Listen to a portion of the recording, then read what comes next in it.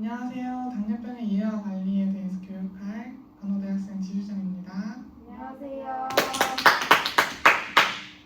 저희가 오늘 교육할 목표는 당뇨병의 원인을 이해하고 관리 방법에 대해서 설명할 수 있고, 나의 당뇨 수첩을 확인하면서 문제점도 같이 찾아보고 식후 혈당 관리를 위해서 운동요법을 실천할 수 있도록 해보겠습니다.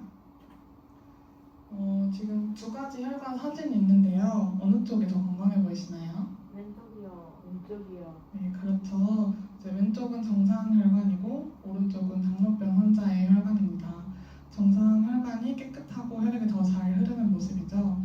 당뇨병 환자의 혈관은 혈관벽이 손상되고 좁아진 모습입니다. 이처럼 당뇨병은 단순히 혈당만의 문제가 아니라 혈관 건강 전체에 영향을 주는 질병입니다. 다음으로는 이제 당뇨병으로 생길 수 있는 당뇨 합병증에 대해서 설명드릴 건데, 왼쪽 사진이 정상 망막이고 오른쪽이 당뇨 망막병증이네요. 이제 정상은 깨끗하고 혈관이 고르게 분포되어 있죠. 당뇨 망막병증은 혈관이 약해져서 출혈이나 부종이 생기고 나중에는 시야가 흐려지는 모습을 볼 수 있습니다.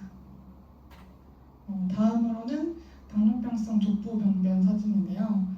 이제 혈액순환이 잘 되지 않아서 상처가 쉽게 생기고 감염이 심해지는 모습이에요. 심한 경우에는 개선한 절단까지도 이어질 수 있습니다.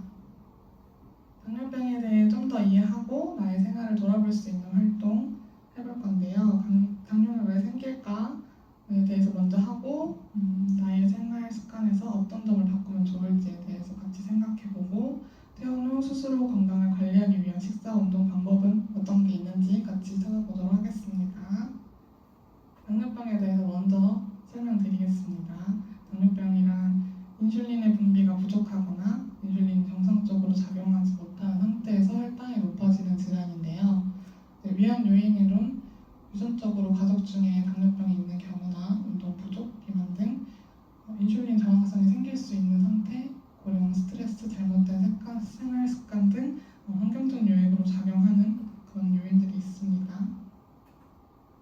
당뇨병의 증상으로는 소변이 많아지고 심한 갈증이 생기고 식욕이 증가하는 대표적인 증상이 있고요. 그 외 증상으로는 이제 몸이 쉽게 피로해지고 체중이 이유 없이 감소하며 시력 저하, 손발 저림 등이 나타날 수 있습니다. 그래서 합병증에 대해서 간단하게 했었는데 좀 더 자세히 보자면 당뇨병성 망막증은 카메라 렌즈에 해당되는 수정체에 혼탁이 일어나 뿌옇게 되는 합병증이고요. 동맥 경화로 인해 뇌출혈, 협심증, 심근경색, 당뇨병성 신증, 망막증 등이 올 수 있습니다. 그 외에 자율신경병증, 족부병변, 성기능 장애 등 전신적으로 합병증이 생길 수 있습니다. 유병률을 살펴보면 30세 이상 12.4%, 65세 이상은 27.6%로 매우 흔하게 나타나고 있고요. 당뇨병이 한 번 발생하면 되돌리기 어려워서 조기 관리가 매우 중요합니다. 당활색소를 1% 낮추면 합병증 위험을 20-30% 감소시킬 수 있습니다. 다음으로는 나의 혈당 수첩을 한번 꺼내볼까요? 네. 나의 혈당 수첩을 통해서 올바르게 혈당을 관리하고 있는지 같이 살펴보도록 하겠습니다. 먼저 규칙적인 생활이 기본인데요. 약 복용 시간, 인슐린 주사 맞는 시간, 식사 시간 및 식사량을 일정하게 지키는 게 제일 중요합니다.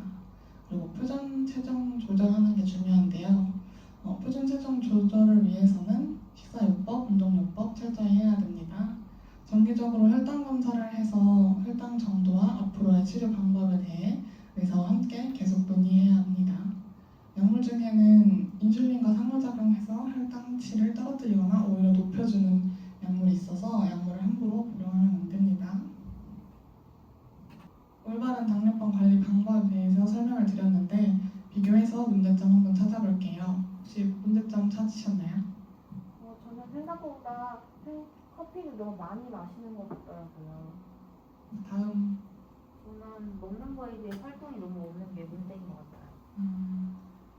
문제점에 대해서 같이 찾아봤는데요. 어떻게 개선하고 그거에 대한 내 다짐 작성하는 시간 가져보겠습니다. 예시로는 당이 높은 음료 하루 한 1시간 이하로 줄이기, 물 섭취 늘리기, 저녁 식사 이후 30분 이상 걷기, 규칙적인 식사 및 혈당 확인하기가 있습니다. 혹시 어떤 거 작성하셨나요? 그냥 커피를 너무 많이 마셔서 하루에 한 잔만 마시기로 해봤습니다. 혹시 어떤 거 작성하셨나요?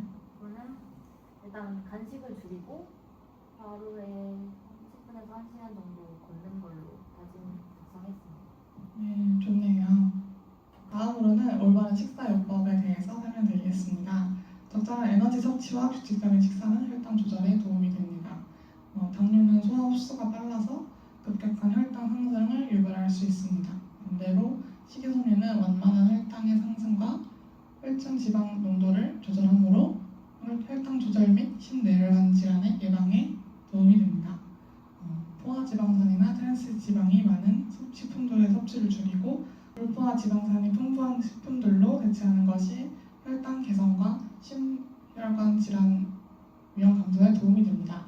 과다한 너트륨 섭취는 혈압을 상승시킬 수 있으므로 싱겁게 먹는 것이 좋습니다. 술은 영양소가 포함되지 않으면서 에너지를 많이 내므로 피하는 것이 좋습니다.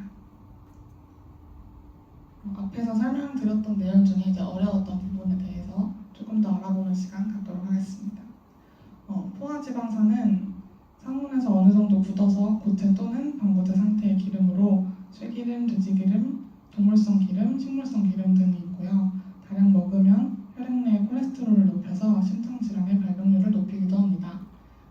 트랜스 지방산은 불포화 지방산의 수소 과정에서 생기는 트랜스형 기아 이성질체 지방산으로 심혈관 질환 위험을 높입니다.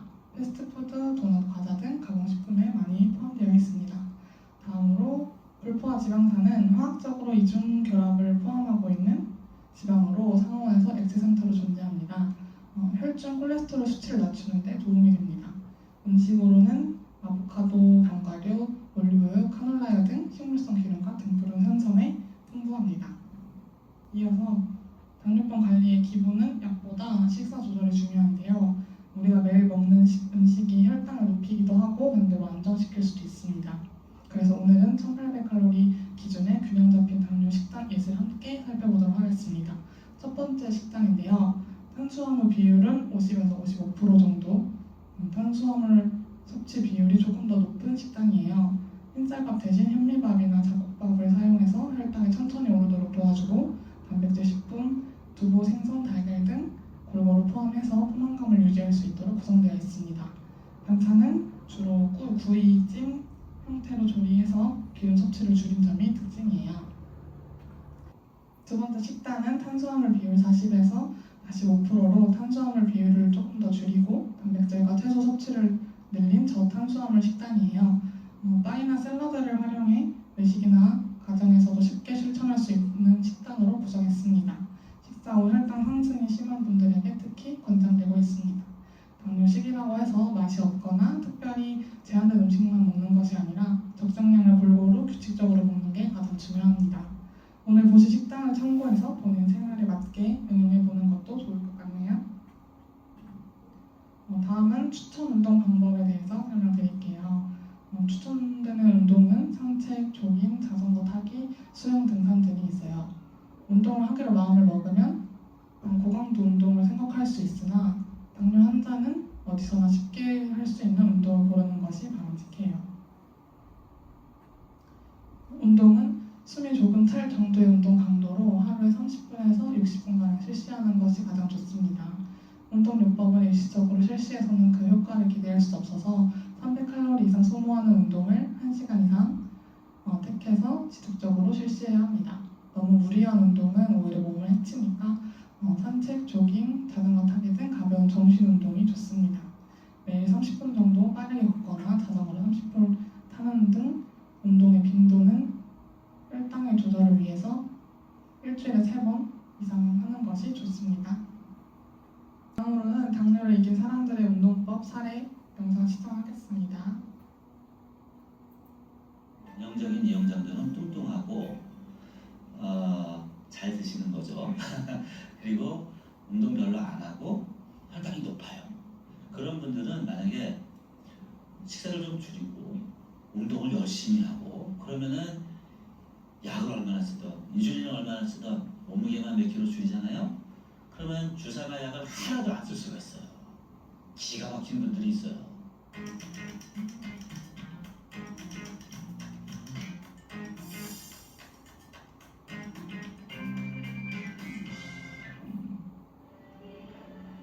운동으로 하루를 사는 정미자 씨. 빠르게 걷기 1시간. 근력 운동 40분. 약 2시간의 운동이 매일 그녀의 워밍업이다. 약 20년 전에 받은 당뇨 진단. 그때부터 걷기, 수영, 등산, 자전거 등 즐거운 운동을 찾기 시작했다. 그래서 붙은 별명이 홍길동보다 바쁜 아줌마다. 그러니까 65kg까지 나왔었어요, 저. 그걸 다 돼지라 했어요, 저거요. 근데 65kg까지 나왔어요. 이게 당뇨가 있어서 지금 같아요. 네. 유산소 운동으로 비만을 잡으니 당뇨가 저절로 잡혔다. 헬스에 자전거에, 밤에는 산책 겸 도봉산 근처를 걷는다. 거기다가 이제 걷는 것도 하시고. 네. 어디서 걸으세요? 그 도봉산 밑에 창포원이라고 있어요. 네네. 거기까지 걸어요. 그럼 집 7시 반에 나가면 집에 한 9시 반이에요. 아주 조절이 잘 되는 상태이기 때문에 30분 정도만 걸어도 충분합니다. 당뇨 환자는 체중 관리가 관건이다. 표준 체중이 될 때까지 식사 조절과 유산소 운동으로 살부터 빼야 한다. 당뇨 병력 18년 차인 정미자 씨. 한때 9%가 넘었던 당화 혈색소는 이제 정상 수치 근처로 내려왔다.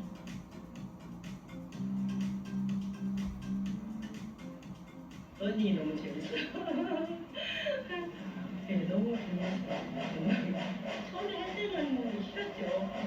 근데 이제 해보니까 중독이 되니까 밥 먹고 운동하러 오는 재미가 좋아요. 네, 너무 좋아요. 체중이 표준 체중에 도달했으면 그 사람들은 걷는 운동이나 수영을 주로 하는 게 아니라 근육 운동을 하는 거가 주로 돼야 됩니다. 더군다나 체중이 말랐어요. 마른 사람들은 잘 먹고 체중이 찌면서 체중이 찌는 게 좋은데 그때 체중이 배로 찌면 안 되고 근육으로 쪄야 됩니다.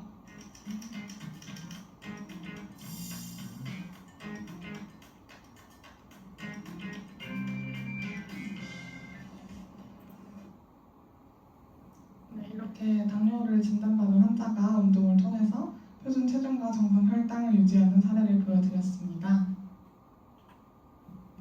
당뇨병 환자는 신발을 선택할 때 크게 신경을 써야 하는데요. 특히 운동화는 발이 편하고 잘 맞는 것으로 골라야 합니다. 그 이유는 당뇨병에 걸리면 혈액순환이 잘 되지 않아서 발 궤양이 생길 우려가 많고 발 상처가 잘 나면 잘 낫지 않게 됩니다. 저희가 오늘 배운 내용은 당뇨병의 원인, 주요 증상, 합병증, 그리고 나의 혈당 수적 확인하고 올바른 혈당 관리에 대해서 배우고 나의 문제점 찾고 나의 다짐까지 작성해보는 시간 가졌습니다. 마지막으로 식사요법, 운동요법, 주의할 점에 대해서 배웠습니다. 여태까지 배운 내용을 기반으로 문제 풀어보는 시간 갖도록 하겠습니다. 첫 번째 문제입니다. 당뇨병은 한 번 생기면 완치가 어렵기 때문에 조기 관리가 매우 중요하다. 오! 네, 맞습니다. 당뇨병은 한 번 생기면 완치가 어려워서 조기 관리가 매우 중요합니다. 네, 두 번째 문제입니다. 당뇨병은 혈당이 오랫동안 높게 유지되어도 합병증이 없다. X. 네, 맞습니다. 당뇨병은 정맥경화증, 고혈압, 뇌혈관 경색증, 당뇨병성 신증, 당뇨병성 망막증, 습진, 가려움증, 괴자 등 합병증으로 이어질 수 있습니다. 세 번째 문제입니다. 유전적 요인, 운동 부족, 비만 등은 당뇨병의 위험 요인이다. 오! 네, 맞습니다. 당뇨병은 위험 요인은 유전적 요인, 운동 부족, 비만 등이 있습니다. 네 번째 문제입니다. 당뇨병 환자에게 권장되는 운동은 근력 운동 하루 2시간 이상이다. X. 네, 맞습니다. 숨이 조금 찰 정도의 운동 강도로 하루에 30에서 60분가량 실시하는 것이 좋고 산책, 조깅, 자전거 타기 등 가벼운 정신 운동이 좋습니다. 마지막 문제입니다. 당뇨병 환자는 혈당은 저혈당 위험이 없다. X. 네, 맞습니다. 저혈당은 주로 당뇨병 치료에 따른 부작용으로 발생한 경우가 많으므로 운동을 시작하기 전에 먼저 혈당을 확인하는 것이 좋습니다. 준비한 교육 내용은 여기까지고요. 다음 차시로는 당뇨병 합병증인 고지혈증과 고혈압에 대해서 이야기해 보도록 하겠습니다. 감사합니다. 감사합니다.